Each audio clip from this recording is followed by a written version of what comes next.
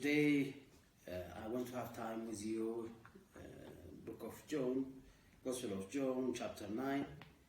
I will read from verse 1 up to 5. As Jesus was walking along, he saw a man who had been blind from birth. Rabbi, his disciples asked him, why was this man born blind? Was it because of his own sins or his parents' sins? Verse 3, it was not because of his sins or his parents' sins. Jesus answered, this happened so the power of God could be seen in him.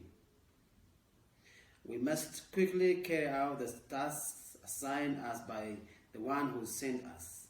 The night is coming and then no one can work. But while I am here in the world, I am the light of the world. Then he spit on the ground and made mud with the saliva and spread the mud over the blind man's eyes. He told him, go wash yourself in the pool of Siloam. Siloam means saying. So the man went and washed and came back seeing. Today, I want to share with you about the cause and the effect. The disciples in this chapter, as we read, the disciples are asking Jesus the cause of this man's blindness. The disciples squarely represent the prevailing Jewish viewpoint of that time. The Old Testament made it quite clear about the sin result is divine punishment or divine wrath. You can read it in Exodus chapter 20 verse 5 or Exodus chapter 34 verse 7. You can find that the suffering is the result of sin that the Bible mentioned in those chapters. Because of that, many Jewish as well as many modern individuals came to the conclusion that every negative event had a definite guilty origin as a result of this cause and effect has a relationship. But also, sin is the root of all misery and evil in this world. This connection is not always right. It's not always clear-cut, or it's not always the obvious. That's why we are seeing a different understanding on this verse. Like their contemporary, the disciples believed that the blindness was the result of sin committed by either one or both of his parents or by him. They believe that there is a sin. That's why this man is become blind. This is what the Jews and the disciples believe. The disciples did not see the man as a mercy-seek object, but rather as subject of their theological discussion. They are discussing about the cause of this blindness. This is the theological issues for them. They can't see that as an object of God's mercy. They can't see the good side of this incident, this event. Usually, it's much easier to discuss an abstract subject like sin. Sin is very abstract than solving the problem or ministering this kind of man or getting the change or the restoration of this individual. The answer offered by the disciple was not the cause of this man's blindness.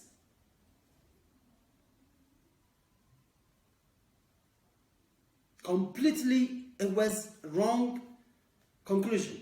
Instead, God had allowed it so that he could show off his work in this man's life.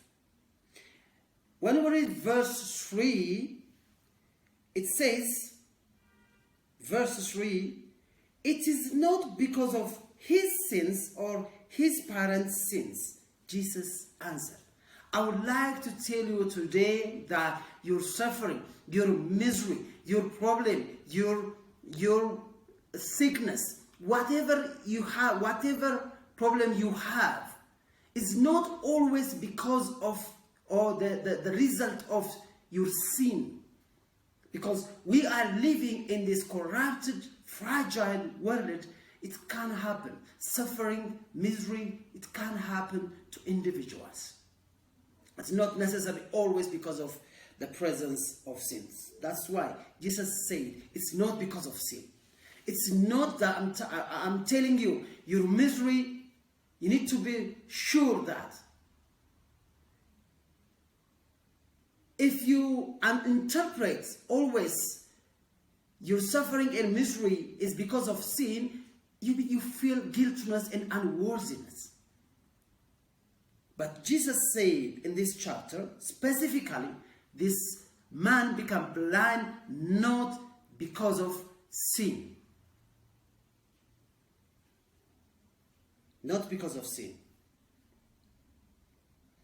It is incorrect to assume that each event or each episode of suffering is directly related to a specific act of sin. It is incorrect. It is a big fallacy in the body of Christ, especially to these days.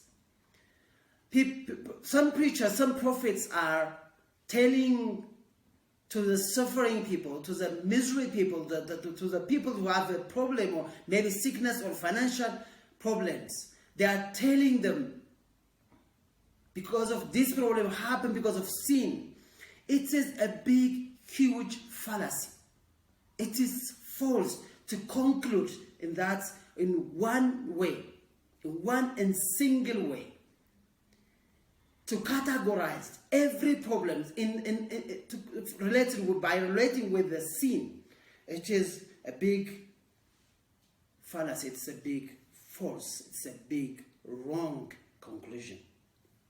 At the same time, likewise, it's incorrect to assume that God allowed all suffering because he wanted to do his miracle. That's wrong. That's another side of fallacy. God is not allowed to have a problem to show his grace, to show his glory, to show his miracles. No. We can't conclude that way. In this chapter, Jesus was referring to the situation of that particular person. He withheld certain information about the man's condition as well. Jesus has not said anything about the cause. He didn't say anything about why this man became blind from his birth. One thing he assured them that it's not because of sin, period. It's a full stop. That's his answer. But at the same time, he didn't tell them the cause. But he confirmed to them that this happened to this guy, this person, not because of sin. Sin is not the cause of this individual. So, God is the only one who knows the cause, not you, not me.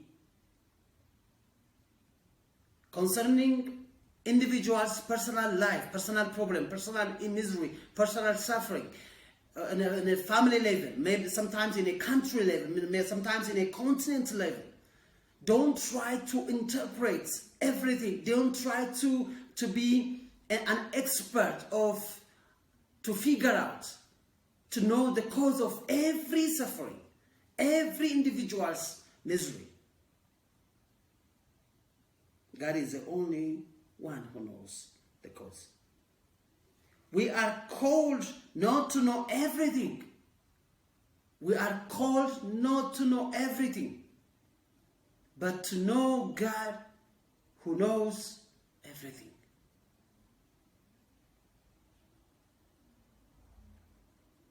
We are supposed to know God who is all-knowing, not to be expert in everything. We need to notice that in verse 3, the positive viewpoint of Jesus. The disciple viewed this man's condition as an indication of divine displeasure, divine punishment, divine wrath of God. But Jesus has a different viewpoint concerning this man, blindness. Jesus saw it as an opportunity for the divine grace, to display the glory, to display the power, to display the grace of God. Jesus saw the opportunity. So we can see as according to Christ, according to Jesus, we need to have the mind, the viewpoint, the perspective of Christ Jesus when we have suffering, misery, problems in our life. So it's an opportunity to display the power of God. Jesus saw it as an opportunity, not as a problem. So we can see individually, collectively, this time, especially, there is a lot of suffering, there is a lot of misery in individual life, in the world, in our country. But this misery, this suffering, this challenge, this problem, according to Jesus, it is the opportunity for him to display, to show his mercy, his glory, his power. So we need to see the challenges, the sufferings, and the problems on his eyes, on his mindset. But please don't conclude that every suffering doesn't because of sin. Sin is not the only cause of individual suffering and misery.